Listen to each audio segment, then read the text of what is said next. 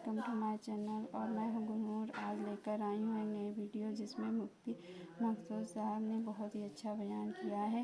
آئیے آپ لوگ کو سناتے ہیں ان کا بیان۔ الحمد للہ نحمده ونستعینه ونستغفره ونؤمن به ونتوکل علیہ ونعوذ باللہ من شرور انفسنا ومن سیئات اعمالنا من يهده الله فلا مضل له ومن يضلل فلا هادي له ونشهد ان لا اله الا الله وحده لا شريك له ونشهد ان محمدا عبده ورسوله صلی اللہ تعالی علیہ وعلى آلہ واصحابہ وبارک وسلم تسلیما کثیرا کثیرا، اما بعد فاعوذ باللہ من الشیطان الرجیم، بسم اللہ الرحمن الرحیم۔ فلا وربك لا يؤمنون حتى يحكموك فيما شجر بينهم ثم لا يجدوا في أنفسهم حرجا مما قضيت ويسلموا تسليما۔ قرآن مجید کی ایک آیت تلاوت کی ہے۔ اللہ تعالیٰ سے دعا ہے اللہ تعالیٰ صحیح طرح سے بات کہنے کی، سننے کی، سمجھنے کی اور پھر عمل کی اللہ تعالیٰ توفیق عطا فرمائے۔ یہ بھائی لاہور سے آئے ہیں، بیان سے اس کا تعلق نہیں ہے لیکن ایک اہم بات ہے۔ لاہور کا جب بھی تصور دماغ میں آتا ہے نا، مستیوں کا تصور لازمی آتا ہے دماغ میں۔ میں پورے پاکستان میں تقریباً ہر جگہ ہی رہا ہوں۔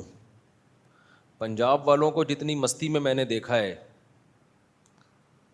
اتنا میں نے پورے ملک میں کسی کو نہیں دیکھا۔ ہر وقت مستی کے موڈ میں ہوتے ہیں، اور پنجاب میں لاہور اور فیصل آباد، یہ دو شہر ایسے ہیں کہ ان کے لوگوں سے آپ ملو، آپ 80 سال کے بوڑھے سے بھی ملو گے نا، وہ بھی مستی میں ہوگا، جگتیں کر رہا ہوگا۔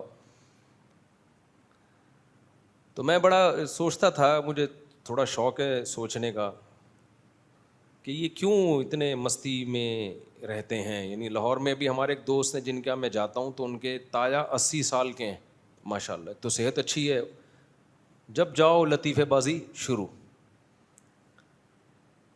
اور جگتیں سمجھتے ہیں نا، جگت کا لفظ ہم نے وہاں سے سیکھا ہے، کراچی میں تو ہم نہیں جانتے تھے جگت کسے کہتے ہیں۔ جگتیں لگاتے ہیں، کیا کہتے ہیں، مارتے ہیں۔ اچھا، جگتیں مارتے ہیں۔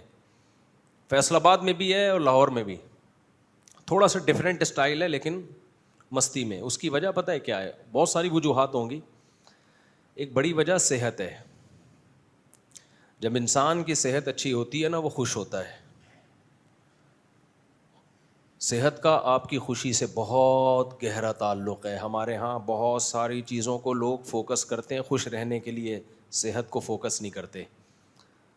تو اس لیے میرا ٹاپک میڈیکل سائنس نہیں ہے، نہ میں ڈاکٹروں کی فیلڈ میں ٹانگ اڑاتا ہوں۔ ایک بات کہہ کے بس میں آگے چلتا ہوں۔ پنجاب والے تو میٹھا بہت کھاتے ہیں، لیکن اس کی صحت کی وجہ میٹھا کھانا نہیں ہے، کوئی اور وجوہات ہیں۔ آب و ہوا ہے۔ جن علاقوں میں گرمی دبا کے پڑتی ہو اور سردی بھی دبا کے پڑتی ہو، ان علاقوں کے لوگ صحت مند ہوتے ہیں عام طور پہ۔ یہ اصول یاد رکھیں۔ جن علاقوں میں سردیوں میں سردی دبا کے پڑتی ہو اور گرمیوں میں گرمی، کیونکہ یہ باڈی کی ضرورت ہے۔ سردیوں میں ٹھنڈک چاہیے ہمیں، یعنی ہمیں ہماری باڈی کو سردی بھی چاہیے، گرمی بھی چاہیے۔ فارورڈ کر کے چلا رہا ہوں کیونکہ میڈیکل سائنس میرا ٹاپک نہیں ہے، پھر لوگ کہتے ہیں کہ یہ مولوی صاحب جو ہے نا، تو ان علاقوں میں صحتیں اچھی ہوتی ہیں عام طور پہ۔ تو آپ لوگ ایک کام کر لو نا، بہت حد تک خوش خود بخود رہنا شروع کر دو گے۔ میٹھا کھانا چھوڑ دو خالی، اور کھانا کم کر دو اپنی زندگی میں۔ لاہور والے تو پھوڑتے ہیں، کھاتے نہیں ہیں۔ میں نے بتایا ان کی صحت زیادہ کھانے کی وجہ سے اچھی نہیں ہے، آب و ہوا کی وجہ سے اچھی ہے۔ اب تو لاہور کی ہوا بھی خراب ہو گئی ہے، نئی نسل کا پتہ نہیں کیا ہوگا، لیکن اب تک جو نسل چلتی آ رہی تھی وہ اچھی آب و ہوا میں تھی، اب لاہور خراب ہوتا جا رہا ہے۔ تو میٹھا کھانا چھوڑ دیں، بہت سارے مسائل آپ کے اسی سے حل ہو جائیں گے۔ جب آپ خوراک کمی کی عادی ہو جائے گی نا، آپ گلوکوز باڈی میں کم بنے گا، انسولین کم خارج ہوگی، لو کارب ڈائٹ لیں گے، روٹی چاول آلو پراٹھے کم کر دیں گے، تھوڑا بھوکا رہنا سیکھیں گے۔ آپ چند دن کی ٹینشن ہے، اس کے بعد آپ دیکھو، آپ بولو گے مفتی صاحب کیا خاندانی آپ ہمیں ٹوٹکا اور نسخہ دے کے چلے گئے۔ اب باقی ڈیٹیل آپ ڈاکٹروں سے پوچھ لیے گا۔ ہاں یہ رفیع بھائی کہہ رہے ہیں لاہور والے خوش اس لیے بھی رہتے ہیں کہ ایک وجہ یہ بھی ہے صبح صبح اٹھتے ہیں, ایک اور وجہ بھی ہے محنتی بہت ہیں. حقیقت ہے, کاروبار کے پیچھے پاگلوں کی طرح پڑھتے ہیں, پڑھائی کے پیچھے ہمارے جتنے رشتہ دار پنجاب میں تھے پڑھ لیے, جو کراچی میں تھے سوائے باتیں پھینکنے کے علاوہ کچھ بھی نہیں آتا, باتیں پھینکتے رہتے ہیں. آپ دیکھو منہ میں گٹکا رکھ کے نا جب بھی ملو گے باتیں اتنی بڑی بڑی کر رہا. تو محنتی بہت ہیں, اس میں دو رائے نہیں ہو سکتی, محنتی بہت ہیں. صحت کے پی کے والوں کی اچھی ہے, ہڈیاں مضبوط ہیں, وہ کے پی کے کا ظاہر ہے پہاڑی علاقہ ہے, پانی وانی میں منرلز بہت ہیں. اب تو وہ بھی نیسلے پہ اور ایکوافینا پہ آ گئے ہیں, اگلی نسلوں کا تو اللہ ہی حافظ ہے. خیر, تو خلاصہ یہ نکلا کھانا کم کھایا کرو بھائی, کھانا کیا کرو کم کھاؤ, اس سے خوش رہو گے. وقتی طور پہ ٹینشن ہوگی, تھوڑے دن تک آپ کو دماغ ڈپریشن اسٹریس میں جائے گا کہ دل چاہے گا کھا جاؤں کھا جاؤں کھا جاؤں, لیکن جب عادی ہو جاؤ گے تو پھر آپ کو ایسا لگے گا کہ آپ دوبارہ سے ریورس ہو رہے ہو. ٹھیک ہے نا, ہماری شریعت نے کم کھانے پہ صرف زور نہیں لگایا, بہت زیادہ زور لگایا ہے. اور کم کھانے سے کوئی ویکنیس کوئی کمزوری نہیں ہوتی. وقتی طور پر ہوگی, لگے گا کہ جیسے میں کمزور ہوں, وہ اس کی وجہ ہے کہ عادت پڑ چکی ہے. جیسے سٹا لگانے کی عادت ہوتی ہے نا, جب سٹا نہیں ملتا تو کیا ہوتا ہے, کوئی کام ہی نہیں ہوتا. تو تھوڑے دن کی ٹینشن ہے, اس کے بعد زندگی بن جائے گی یار, مزہ آئے گا, جینے کا مزہ آنا شروع ہو جائے گا. یہ ہوائی باتیں نہیں ہیں. جن لوگوں نے اس پر عمل کیا ہے نا, ان کی میں کبھی ہو سکتا ہے پوڈ کاسٹ میں ان کا میں انٹرویو کروں کہ پہلے آپ 3 ٹائم کھاتے تھے کیا تھے, 2 ٹائم پہ آئے تو کیا ہوئے, اور 2 ٹائم میں بھی کم کر دیا تو کیا ہو گیا. تو بتائیں گے آپ کو کیا ہو گیا. تو ہمارے مذہب کا بھی حصہ ہے, اس لیے کھانا پینے کو کم کرو کم. اور میں اس لیے ترغیب دے رہا ہوں تاکہ میں اپنے آپ پر بھی عمل کروں, کیونکہ میں بھی پھوڑتا پھاڑتا جب طبیعت سے ہوں, جب موڈ ہوتا ہے نا طبیعت سے ہم بھی پھوڑ دیتے ہیں. خیر, تو یہ جو میں نے قرآن مجید کی آیت پڑھی ہے میرے بھائی, یہ میں کم کھانے پر دیکھو اس لیے بھی ترغیب دیتا ہوں کہ یہ ٹاپک میڈیکل سائنس کا ہے لیکن مذہب کا بھی ہے. وجہ اس کی ہے کہ سستی کے ساتھ دین اور مذہب پہ چلنا ممکن نہیں ہے. ایک بات یاد رکھو, سستی کے ساتھ خوش رہنا ممکن, بولو, سست آدمی زندگی میں کبھی بھی خوش نہیں ہو سکتا. کتنی ہی خوشیوں کے اسباب اکٹھے کر لے وہ خوش نہیں رہے گا. سست آدمی کو آپ بٹن لا کے دے دو نا کہ جو مانگے گا تیری خواہش پوری ہوگی, پھر بھی وہ ڈپریشن میں جائے گا. اب میں آپ کو کیا بتاؤں, اب مجھے یہ چیزیں مثالوں سے سمجھانی پڑتی ہیں.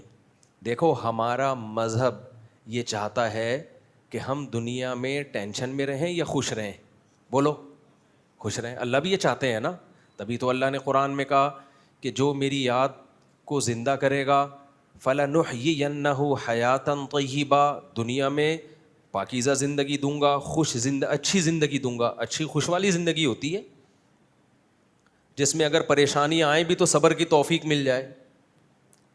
اور قرآن میں دوسری جگہ اللہ نے فرمایا الا بذکر اللہ تطمئن القلوب, فرمایا اللہ کو یاد کرنے سے دلوں کو سکون ملتا ہے. اس سے پتہ چلتا ہے کہ اللہ تعالیٰ اپنے نیک بندوں کو سکون میں دیکھنا چاہتے ہیں. پتہ چلا کہ نہیں پتہ چلا؟ تبھی تو ذکر کرنے والوں کو نقد انعام کیا دیتے ہیں, بول اتنا بھی مت کم کھاؤ, کم مت کھاؤ کہ اللہ تعالیٰ جو اللہ کا ذکر کرتے ہیں نیک بندے, ان کو نقد انعام فوری جو دنیا میں ملتا ہے وہ کیا ملتا ہے؟ سکون, اطمینان قلب, ہے نا. تو بھائی اللہ اگر کسی کو آزما کے کوئی گفٹ دے رہے ہیں, وہ گفٹ چھوٹا گفٹ ہو سکتا ہے؟ اللہ نے یہ نہیں کہا الا بذکر اللہ یغنا یا یستغنی الفقراء, یہ نہیں اللہ نے فرمایا کہ غریب آدمیوں کو ذکر کے ذریعے پیسہ ملتا ہے. اگر اللہ یہ کہہ دیتے جو ذکر کرے گا پیسہ ملے گا, ساری دنیا ذکر کر رہی ہوتی بیٹھ کے, کیا خیال ہے؟ میں 2 چیزوں کو بھائی بہت زیادہ فوکس, ایک ڈپریشن پہ بیان بہت کرتا ہوں, آپ نے دیکھا ہوگا, شادیوں پہ کرتا ہی ہوں, لیکن اس کے علاوہ اور ایک سستی کاہلی کے خلاف بہت بیان کرتا ہوں. اس کی وجہ پھر کھانے پہ آ جاتا ہوں میں کہ کم کھاؤ. تو لوگ ایک اشکال کرتے ہیں, بھائی کیا کھانا, یہ قرآن و سنت کی باتیں کرو ہمارے سامنے, یہ کیا کہ 2 وقت کھاؤ, کم کھاؤ, میٹھا کم کھاؤ, ورزش کرو, یہ کیا قرآن و سنت ہے یار؟ یہ لوگ اس طرح کی باتیں کرتے ہیں. کائنڈلی آپ کی خدمت میں عرض یہ ہے کہ یہ قرآن و سنت ہی کی باتیں کر رہا ہوں میں, یہ تورات اور انجیل کی باتیں نہیں کر رہا, بلکہ یہ تو تورات اور انجیل کی بھی ہیں اور قرآن کی بھی ہیں, یہ تو تمام ادیان میں مشترک باتیں ہیں. دیکھو ہمارا دین بہت وسیع ہے, اس میں احکامات بہت زیادہ ہیں, بہت زیادہ احکام.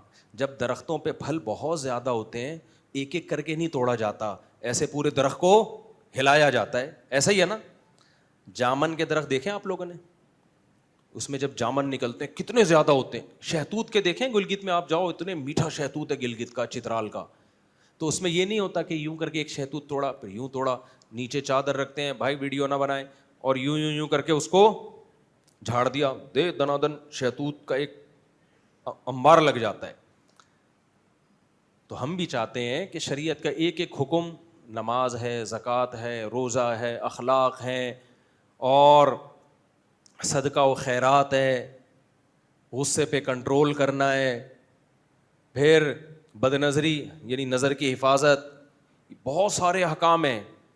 ان سب کی جڑ 2-3 چیزوں کے گرد گھومتی ہے. دنیا کی محبت ختم کرو, دنیا کو مسافر خانہ سمجھو, سمجھ رہے ہو. نمبر 2, سستی کو کیا کرو, بھگاؤ. سست آدمی کبھی بھی دین پہ نہیں چل سکتا. اس سستی کے ختم ہونے سے صرف ہمارا دین ٹھیک نہیں ہوگا, ہماری دنیا بھی ٹھیک ہو جائے گی.